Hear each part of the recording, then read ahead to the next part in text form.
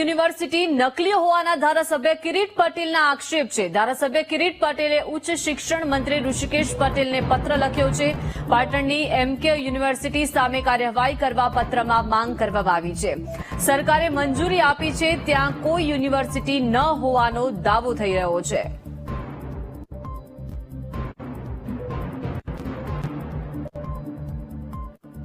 તો પાટણની એમકે યુનિવર્સિટી નકલી હોવાનો ધારાસભ્ય કિરીટ પટેલનો આક્ષેપ છે। ધારાસભ્ય કિરીટ પટેલે ઉચ્ચ શિક્ષણ મંત્રી ઋષિકેશ પટેલને પત્ર લખ્યો છે। પાટણની એમકે યુનિવર્સિટી સામે હવે કાર્યવાહી કરવા માટે પત્રમાં માંગ કરવામાં આવી। સરકારે મંજૂરી આપી છે ત્યાં કોઈ જ યુનિવર્સિટી ન હોવાનો દાવો જે છે તે ધારાસભ્ય કરી રહ્યા છે।